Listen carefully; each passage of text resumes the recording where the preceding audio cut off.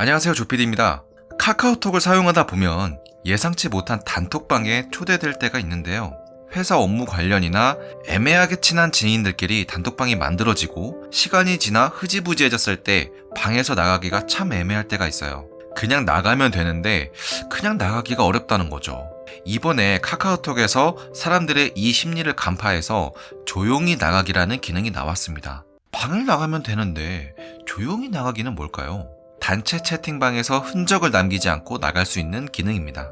조용히 나가기 기능은 출시 이후 단기간에 뜨거운 반응을 얻고 있다고 합니다. 3주 만에 200만 명이 사용됐다는 보도가 있는데요. 카카오톡의 조용히 나가기 기능, 단순히 편의를 위한 기능일까요?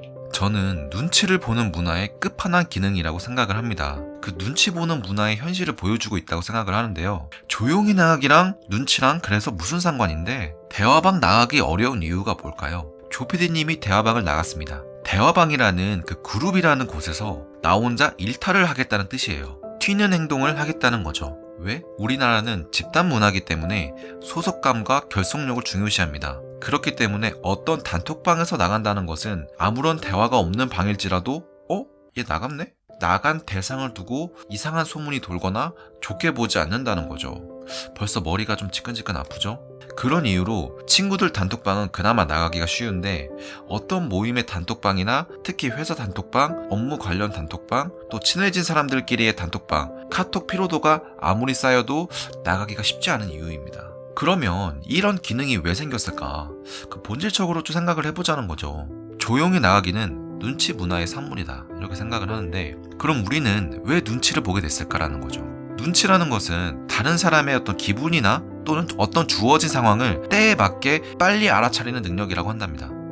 어떤 한국에 특화된 어떤 단어인데 한국 사회는 공동체와 상호 우전성을 중요시하기 때문에 상대방이나 상황의 어떤 신호를 잘 읽고 적절한 대응을 하는 것이 굉장히 중요한 문화입니다. 단체주의와 조화를 추구하기 때문에 개인보다는 어떤 집단의 이익을 위해서 그 조화롭게 행동을 해야 되는데요. 또한 우리는 비언어적 신호의 중요성이 높기 때문에 이거를 이제 고맥락 사회라고 하는데 고맥락 사회는 표정이나 태도, 몸짓, 손짓 등의 신호를 통해 말로 표현하기 어려운 어떤 감정이나 의도를 전달하는 그 비언어적 문화가 발달한 사회라는 거죠. 즉 자세히 설명하지 않아도 그 눈치를 보고 그렇게 알아서 좀 파악을 해야 하는 환경입니다. 이러한 이유로 한국 사람들은 상황을 파악하고 상대방의 의도와 감정을 고려하여 행동하려는 그런 경향이 생기게 된 거죠. 그럼 우리는 눈치를 언제부터 봤을까?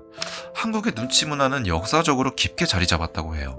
전통적으로 한국은 집단주의적 사회였는데 고대부터 삼국시대, 고려시대, 조선시대에 이르기까지 민족의 생존이나 번창을 위해서 또는 집단의 이익과 목표를 우선시하는 문화를 유지해 왔다고 합니다. 특히 조선시대에는 사회적 계급이 엄격하게 구분되었고 유교적 사상으로 인해서 상하관계 예절이 중요하게 되었습니다. 그래서 타인의 시선과 기대에 부응하기 위해서 눈치를 보는 것이 필요로 해졌다는 거죠. 또한 역사적으로 많은 외부의 침략을 받았는데요. 국가의 안전과 자신의 좀 생명이 위협받다 보니 이러한 상황에서는 개인의 자유나 표현보다는 집단의 단결과 협조가 중요하게 되었다고 합니다. 그래서 이런 것들이 누적이 되면서 현대로 이어지게 되고 자연스럽게 눈치 문화가 이어져 오고 있다고 보이는데요. 그럼 우리는 눈치를 안 보기는 어려울까요? 우리나라만 이런 것일까요? 그 눈치는 빡빡한 사회일수록 눈치를 보게 한다고 합니다. 빡빡한 사회, 느슨한 사회가 있는데 사회 규범이 높고 일탈에 대한 관용이 낮은 사회를 빡빡한 사회라고 한다고 합니다. 즉 정해놓은 범주 안에서 튀는 행동을 하면 안 된다. 개인의 고유성을 인정하지 않는다라는 거예요. 디자인이나 예술 분야는 창작성이 쉽게 인정되지도 않고 관심도 없고 사회에 끼치는 영향력도 굉장히 적죠. 잘 알아주지도 않고요. 수입도 거의 모든 직종 중 거의 최하위권입니다. 사회가 빡빡하고 타이트해지면은 개인 행동이 매우 엄격하게 평가가 된다고 합니다. 그렇게 되면 개인은 압력을 더 많이 받게 된다는 거죠. 그 무리 사이에서 튀는 행동을 점점 더 안 하게 됩니다. 한 연구에서는 지나치게 빡빡한 사회는 정신 건강을 해롭게 한다고 해요. 개인을 압박하는 문화일수록 행복도는 낮아지고 우울 장애가 높아진다는 연구 결과가 있다고 합니다. 우리나라만 눈치 문화가 있나? 해외만 나가면 사람들이 좀 자유롭게 행동하잖아요. 생각하는 것도 그렇고 사람들도 좀 여유롭고 편해 보이고 여름이면 좀 노출도 과감하게 하고요. 우리나라에서 노출이 좀 과해지면은 사람들이 좀 수군대거나 좀 신기하게 좀 쳐다보죠.